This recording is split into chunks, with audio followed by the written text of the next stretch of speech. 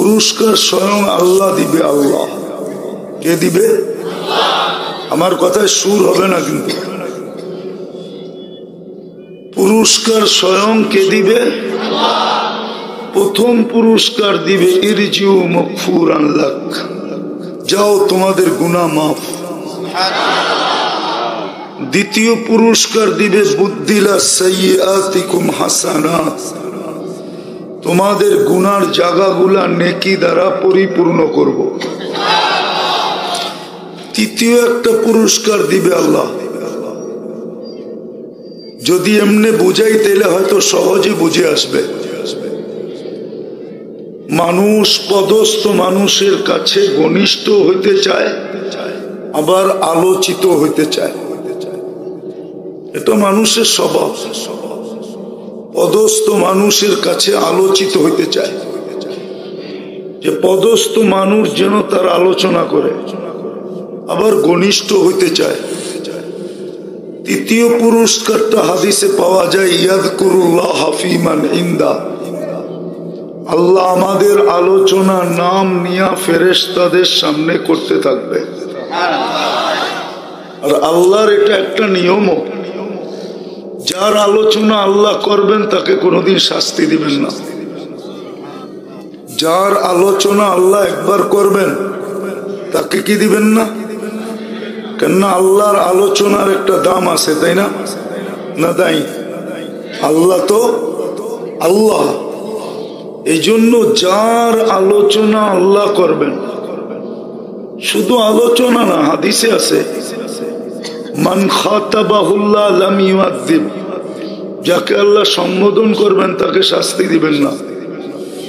মান যাহিকা আলাইহি রাব্বুহু লাম ইউআযিব, যার কর্ম দেখা আল্লাহ হাসবে তাকে শাস্তি দিবেন না।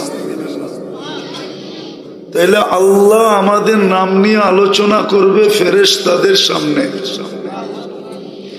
বিদায় শর্ত দুইটা। কয়টা? মনোযোগ দিয়ে শুনতে হবে। দ্বিতীয়, পরিবেশটাকে নির্জুম রাখতে হবে। কথা বলার ভঙ্গিও বলতে পারেন বা প্রশ্নও বলতে পারেন। সবার একটা জিনিস চিন্তা করা উচিত, চাই নারী হোক চাই পুরুষ হোক, শুধু দুই দল ব্যতীত। এক দল হলো বাচ্চা, কেননা বাচ্চার থেকে কলম উঠানো, রুফিয়াল কলম সবই হাত্তা ইয়াবলুক, বাচ্চা যতক্ষণ পর্যন্ত বালেগ না হবে, প্রাপ্ত বয়স্ক না হবে, কলম তার বিরুদ্ধে যাবে না। দ্বিতীয় হলো মজনুন হাত্তা ইয়াবরা, পাগলের থেকে কলম, কখনো পাগলের কলম কখনো পাগলের বিরুদ্ধে যায় না।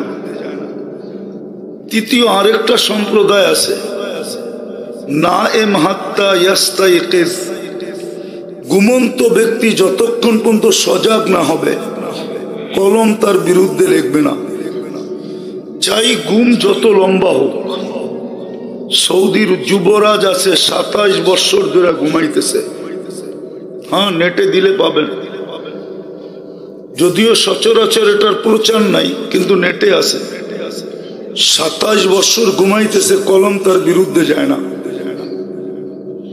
বিদায় তিন সম্প্রদায় ব্যতীত সবার চিন্তা করা উচিত। আর চিন্তাটা এই জন্য করা উচিত, কেননা আমরা এখানে চিরদিন থাকবো না।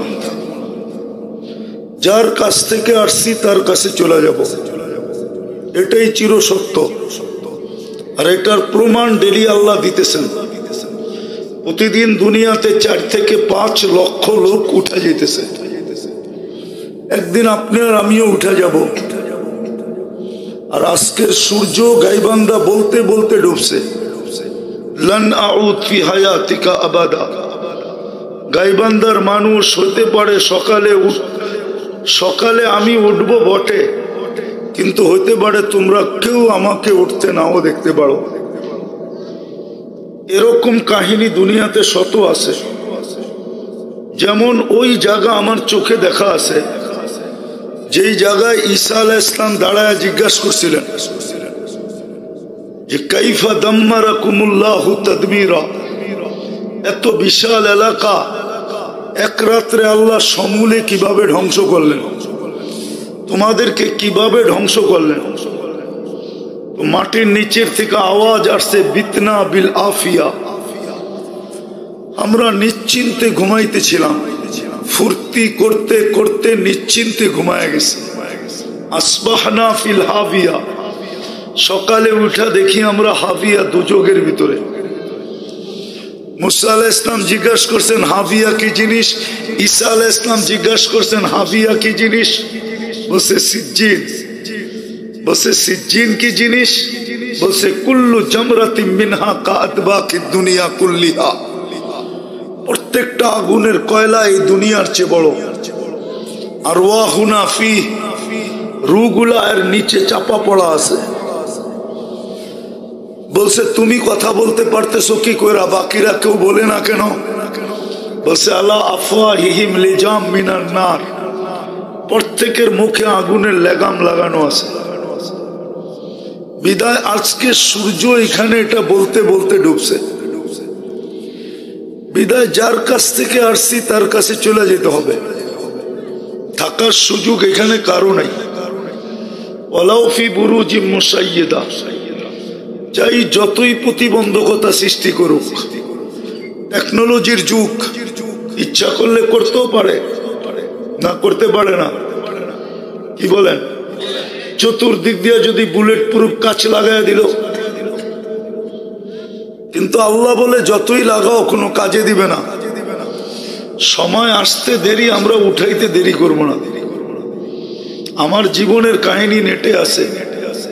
2005-এ আমারই ফ্লাইটের পাইলট মারা গেছিল।